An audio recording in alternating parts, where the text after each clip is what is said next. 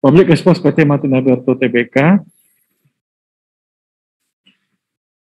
Ya, kita akan melakukan sebagaimana yang telah dijadwalkan, yaitu pada jam 13.30 saya skip. Baik, saya perkenalkan, ini adalah Bapak Brian sebagai Presiden Direktur, kemudian ada Bapak Kiralati Laan sebagai Direktur, kemudian ada Bapak Jos Iwin Hartanto, kemudian saya sebagai Corporate Secretary.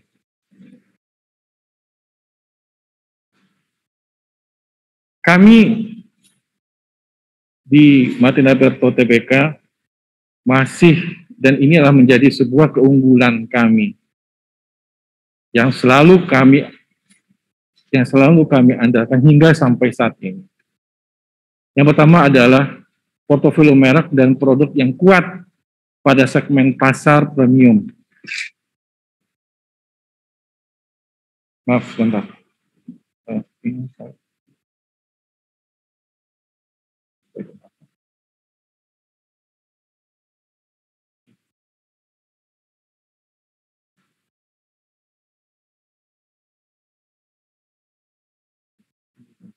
Oke, kemudian yang kedua, keunggulan kami adalah pemain terkemuka dalam industri kecantikan Indonesia.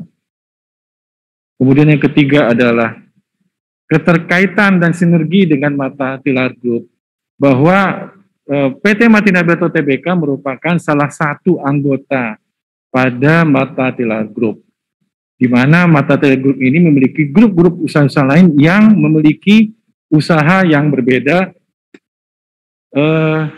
tentunya dengan keunggulan masing-masing dari unit bisnis pada Mata Tilar Group ini merupakan poin penting bagi Martin Alberto Tbk untuk saling mengisi pada grup-grup perusahaan yang lain.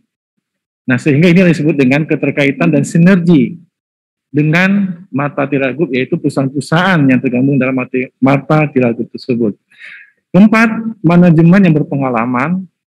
5, research and development yang kuat dan berorientasi pasar. 6, jaringan distribusi yang unggul dan tersebut di seluruh Indonesia. Visi kami adalah menjadi perusahaan perawatan kecantikan dan spa yang terkemuka di dunia dengan produk yang bernuansa ketimuran dan alami melalui pemanfaatan teknologi modern, penelitian dan pengembangan sebagai sarana peningkatan nilai tambah bagi konsumen dan pemangku kepentingan lainnya.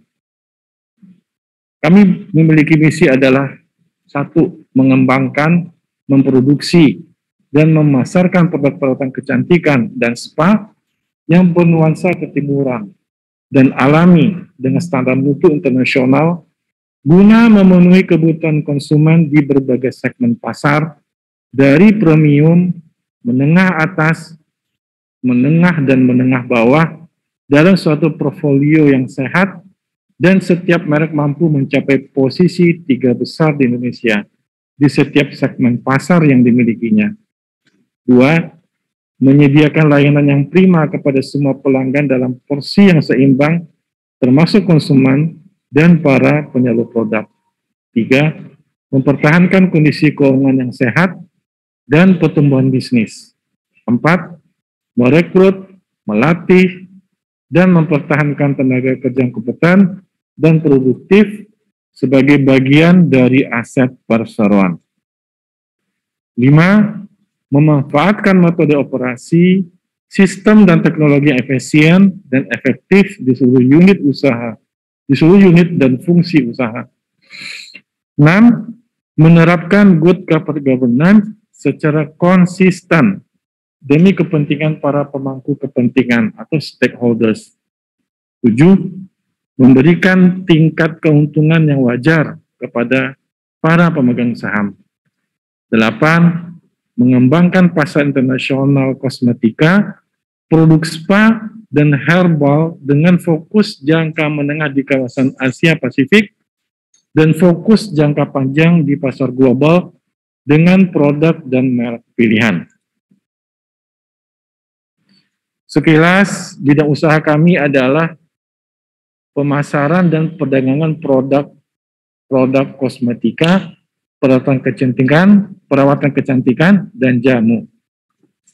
Kami berdiri semenjak tahun 1977, kemudian penawaran perdana terjadi pada tahun 2011. Adapun fasilitas produksi, ya, yang pertama adalah kawasan Pulau Gadung, tepatnya di kawasan industri Pulau Gadung, yang terdiri dari pabrik produk, kemudian pabrik kemasan. Kemudian dahulu kita punya pabrik Cikarang. Terakhir, kita punya pabrik di daerah Narogong, di mana core bisnisnya adalah pabrik maklon.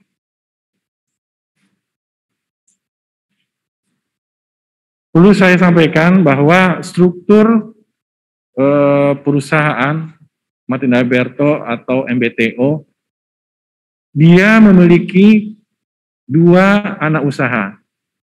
Yang pertama adalah sebagaimana telah kami sampaikan sebelumnya, yaitu PT CD-Findo yang berlokasi di Narogong, di mana PT CD-Findo ini bergerak di bidang kontrak manufacturing atau kontrak maklon produk kosmetika. Kemudian yang kedua adalah PT TPS MTG, yaitu dia bergerak di bidang pengelolaan martabak shop.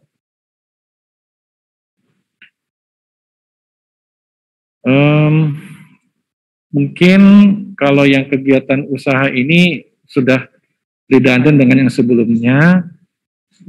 Adapun kategori production ini pastinya mungkin saya akan serahkan kepada Bapak Brian untuk melanjutkan. Ya. Demikian cukup dari saya. Selamat siang. Terima kasih. Terima kasih Pak Sabri selaku Korporat Sekretari. Saya lanjutkan mengenai produksi. Memang produksi kita ada beberapa hal ini, ada kosmetika cair, kosmetika kering, dan ada obat tradisional dan bahan bakunya, ada nabat, ada kimia dan bahan baku kemas. Next slide. Next slide. Ya. Ya. Dan ini adalah brand portfolio kami. Yang dibuat di PT Martin Alberto Holding, ya. Ada Dewi Sispa dan Professional Artist Cosmetic Marta Tilaar, itu adalah yang luxury. Lalu ada yang Mestis di Biokos, Rudi Adi Suwarno, dan di Mass Consumers ada Belia, ada Caring Colors, ada Sari Ayu Marta Tilaar, brand yang sudah cukup lama. Lalu middle low ada Mirabella dan Cepaka. Next slide. Dan ini adalah produknya, kurang lebih adalah seperti ini. Next slide. Nah, ini produk baru yang kita launching di 2021. Next slide. Nah, ini kita juga banyak melakukan rejuvenate, ya.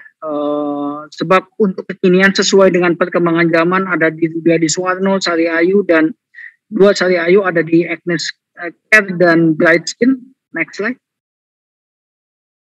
Nah, ini di semester 1 2022 ini yang kami lakukan bersama tim marketing. Nah, nanti untuk detailnya di sini ada direksi yang khusus menangani untuk marketing dan sales, ada Pak Josh, dan nanti untuk managing director ada Pak Cilala Tilaar. Next slide.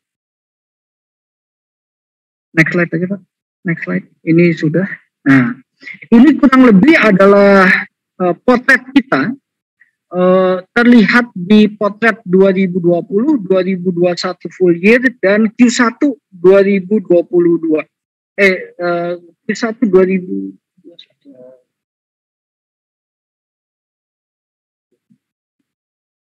Oh iya, Q1 2022. Ya, jadi, ya. Sebentar ya. Oke. Iya, sebentar ya. Udah, oke. Ininya.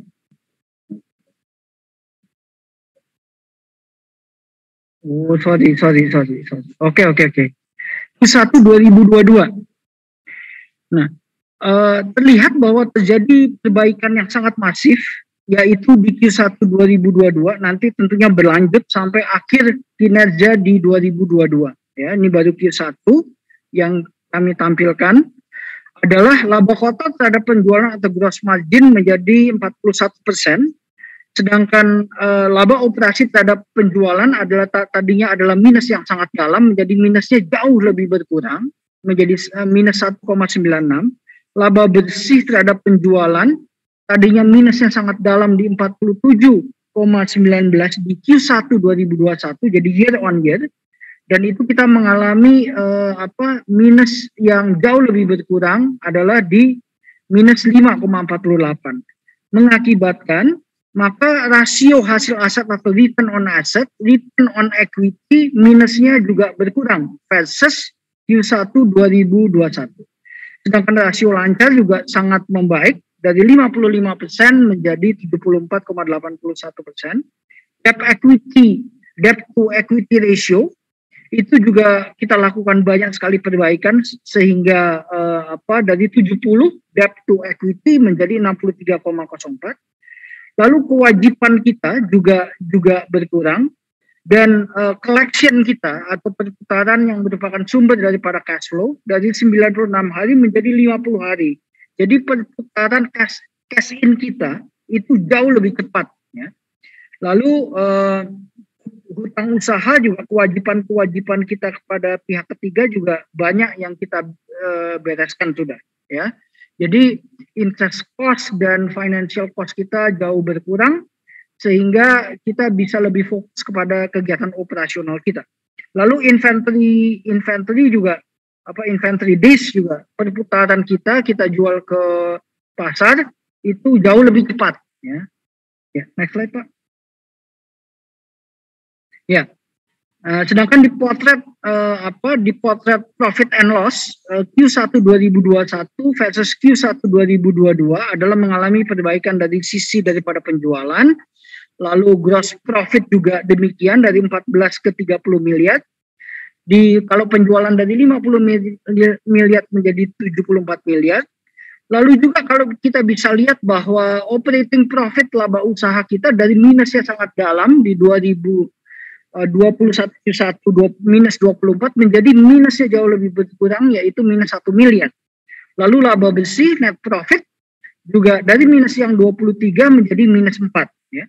Lalu earning per share juga minusnya jauh lebih berkurang. Nah, ada perbaikan di EBITDA, earning before depreciation, dari Q1 2021 yang tadinya minus 17 menjadi plus 3,4.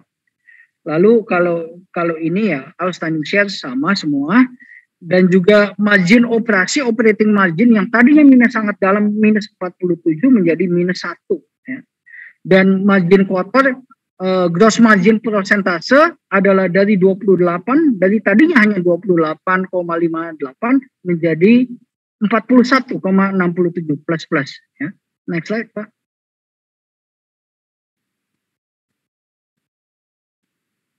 Bentar. Oke. Nah, bagaimana proyeksi kita di 2022 ya? Proyeksi keuangan kita, kinerja bisnis kita itu kita proyeksikan menjadi 415,9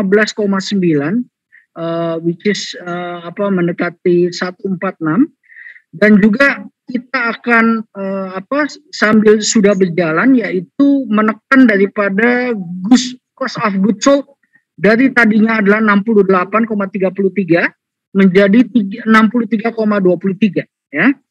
Lalu juga di dalam marketing and sales expense ya, biaya penjualan dan pemasaran, kita make sure bahwa menjadi sangat produktif. Bayangkan di 2021 adalah 38,21 menjadi 22,78 untuk menopang daripada sales kita yang 415 miliar rupiah ya. Lalu GA expense kita juga kita tekan habis. Nah, ini menyebabkan nantinya adalah operating profit kita itu dari minus 98 ya, angka bergerak ya. Ini akan menjadi plus 7. Lalu EBITDA juga akan menjadi 28 miliar dari minus 66. Dan memang kalau dari profit after tax ya, dari tadinya adalah minus 148 miliar itu menjadi minusnya 15 ya. Jadi bayangkan bagaimana kita menekan daripada minus yang dalam di profit after tax menjadi jauh lebih baik minusnya, ya syukur-syukur nanti kita bisa mendapatkan profitabilitas. Maka mengakibatkan return on asset kita minusnya akan jauh lebih berkurang dan return on equity juga demikian, ya.